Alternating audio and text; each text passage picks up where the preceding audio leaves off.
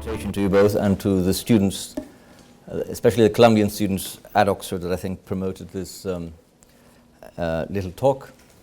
It's slightly odd to be here, I have to say, because I studied just down the street ages ago with one of those strange man sitting there to my left. What I thought I'd do is do a rather succinct presentation of the basic elements of the process, and then take advantage of your presence here to answer questions and also sort of engage in dialogue, because we really need a lot of help. I would start by saying that we have reached the critical juncture of the process where you have to make the hardest decisions. It's been going all, I think, myself, very well, but some very tough decisions have to be made on both sides, and so it is the right time to engage in dialogue and debate about how to overcome these obstacles. What I thought I'd do is present what I'm going to call the 4 pillars of the process that have kept it going so far, and also address what I'm going to call the 4 main challenges. So, how have we got this far? One doesn't want to be, when one is doing this, overly optimistic. There are a lot of examples of failures, especially in Colombia. We had the Colombian government and the FARC had 3 major goes at a peace process in the mid-80s. There was a big one, rather smaller one at the beginning of the 90s, and then another major one in the late 90s, and they all failed. And one thing we have tried to do is to draw lessons from that experience, both in what worked and what didn't, and also learn from other processes in other parts of the world. So the first thing I would say, the first what I'm calling pillar, is the need or the idea of that you need to have a basic concept that, as the Germans would say, that sort of shapes the process and what it is about. And it is a very simple idea, and it sounds like a very obvious idea, but not in Colombia, and that is this is a process about ending the conflict, ending the armed conflict. And there is a difference there between the idea of ending the conflict and peace in general. It's obviously a process aiming at peace, but it's saying the first thing we need to do is to end the conflict. And that means a number of things. That means first, that if you're going to risk another peace process again in a country like Colombia, you have to be as sure as you can be that there is a will and especially a decision to end the conflict. And that's the first thing we asked the FARC when we started the secret talks. We are there on the basis that there is a decision to end the conflict. If you're prepared to contemplate that, we are game. If not, we can keep on doing what we are doing. Secondly, there's this very important conceptual difference between ending the conflict and peace. If you look at the agreement we signed in 2012, and I will talk a little bit more about that, it says, the first point, Roman 1, says, we have agreed to start direct talks on the points of the agenda in order to reach an agreement to put an end to the conflict and contribute to a long and lasting peace. So already there we're saying that is not peace. This is something that should contribute to peace, and the first step is to end the conflict. Now, a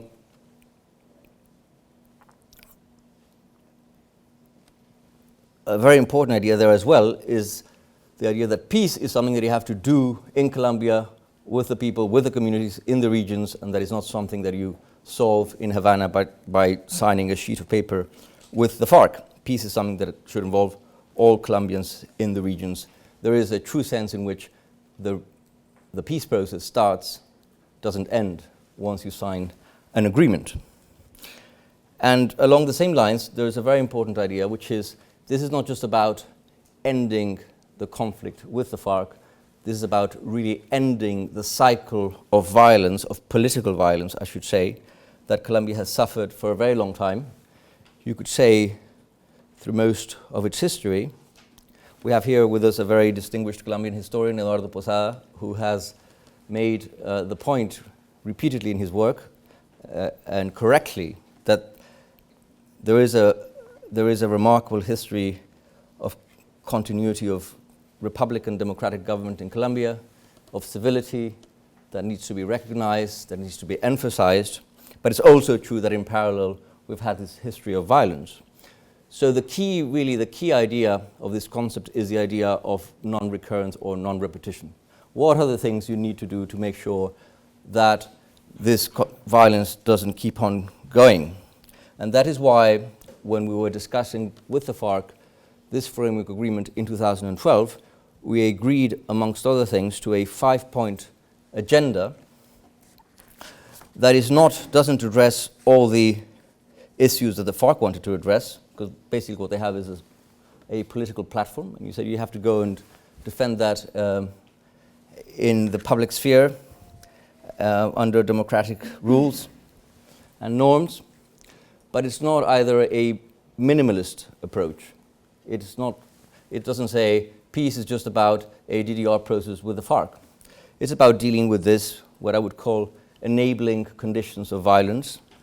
And those are the points we agreed to in 2012. The first one, issues of rural development.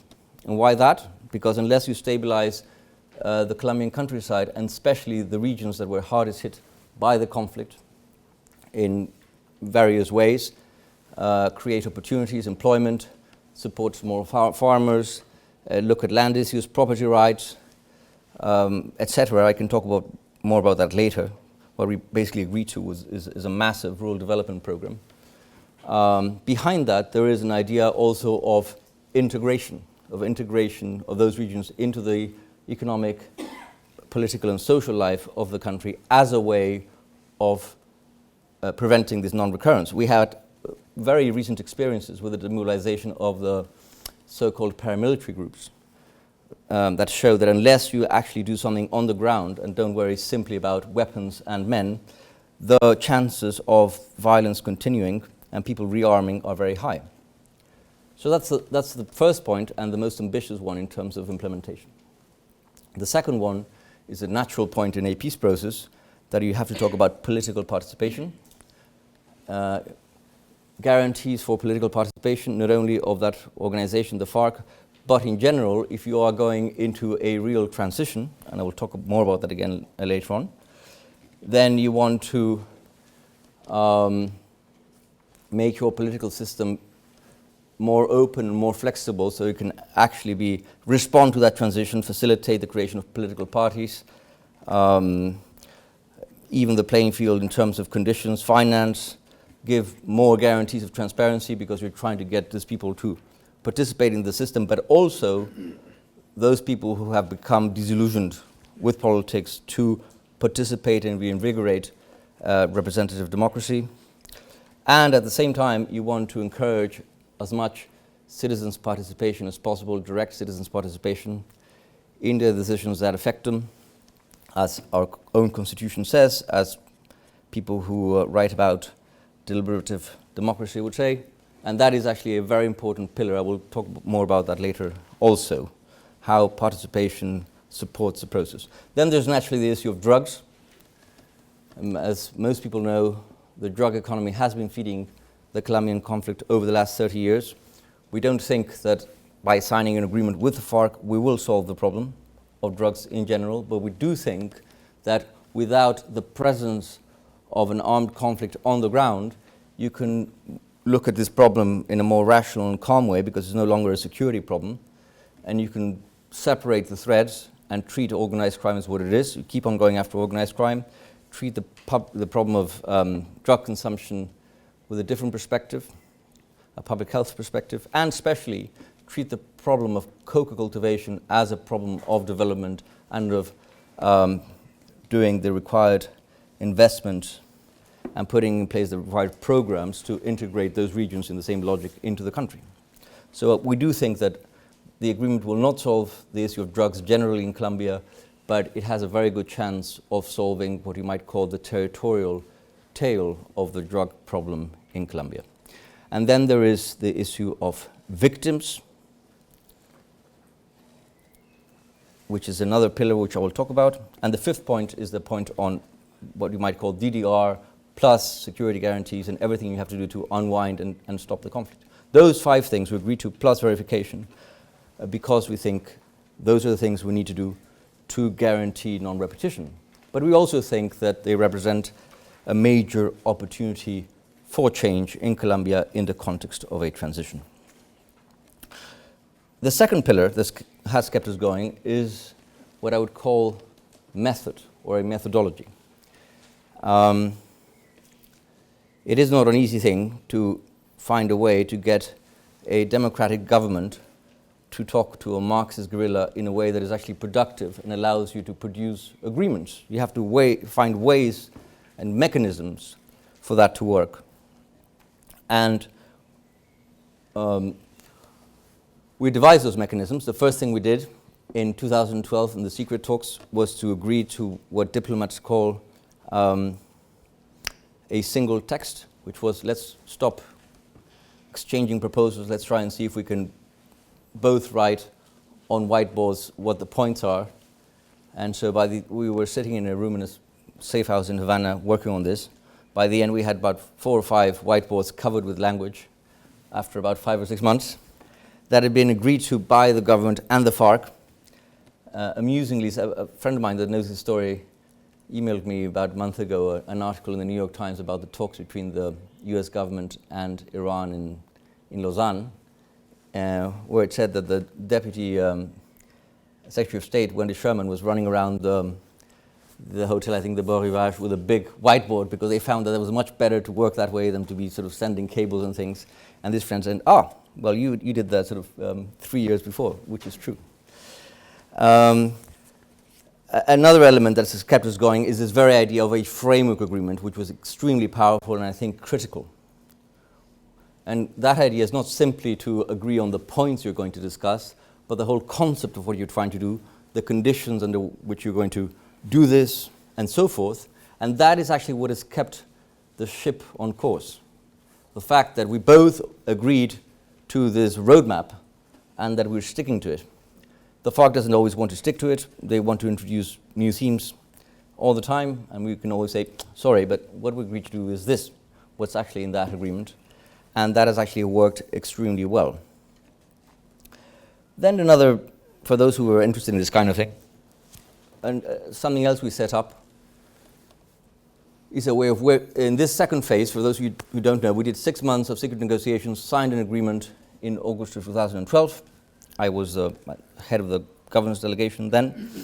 Both delegations were much reinforced. The FARC brought in more members of their secretariat.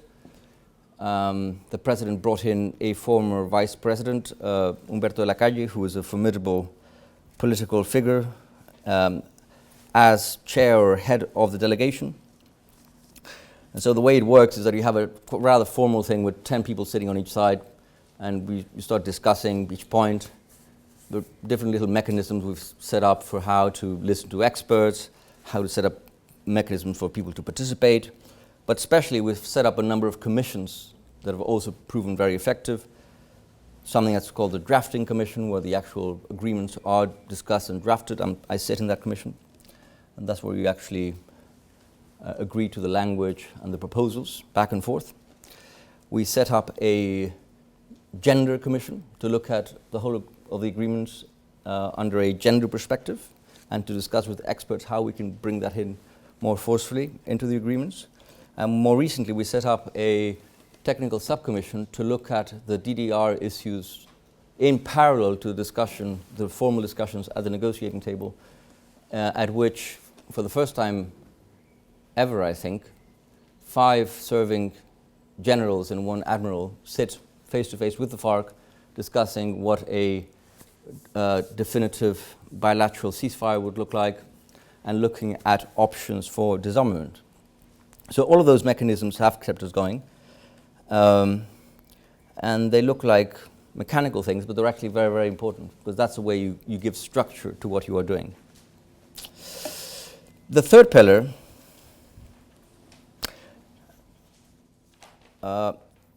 is what I call a model of peace building. in a rather natural, organic way, because this was not something that was thought out at the very beginning, but rather naturally, in agreeing to issues of rural development, political participation, even the drugs issue, we found that everything was traversed by a logic of participation, and by a logic, by what I call a territorial logic. And that bringing those things two things together allowed us to create a model of what I have called elsewhere territorial peace.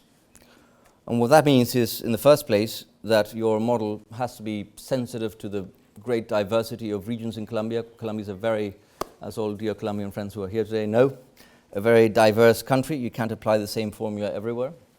Also, there are great differences in the extent to which different regions of the country have suffered under the conflict. So you have to take that into account. But the idea of territoriality here actually goes further. It's the idea of implementing all the various programs and plans and processes in a way in which they reinforce each other in a particular territory, in which there's various measures, including transitional justice measures that I will also talk about, kind of dovetail into each other and actually create a critical mass that brings real change and stabilizes those regions. And you do that by ensuring the greatest possible participation, not just in a logic of a kind of bottom-up peace building, but rather in a logic of opening a space so that the authorities, the national programs, but also local authorities, can come into a dialogue with the communities and with society at large in those regions and discuss in what we call participatory planning processes, what are the problems, what's the vision, what should peace look like in those regions, what are the main needs, what are the main projects and responses to those needs, and how can we all together implement them. And when I say this, which may sound rather idealistic, it's actually very concrete. For example, in the case of drugs, we agreed to a major nationwide alternative development program, which will have big advantages over the past. Firstly, that it will be a big nationwide program, such as Colombia, for bizarre reasons, has never had. Or not just bizarre reasons, actually, the very presence of the conflict has made it difficult. So, without a conflict, without people trying to put mines in cocoa fields so you can't do anything about them or shoot you when you approach, which happens. And you do that by creating kind of local assemblies where the program would arrive and discuss what to do, and in very concrete ways look at the particular solutions that are needed for each particular area in a logic that is not only a logic of how to solve the problem of coca, or only a logic of how to solve the problem of subsistence of a single individual, but rather how to turn around those areas, those regions, and incorporate them into, as in the case of rural development, into the life of the country. And by doing that, what you're actually in the end doing is making your own institutions more responsive to the needs of the population. And you are at the same time, and this for us is a very important idea, and we'll come back to it, activating the political rights of those people, making them feel included.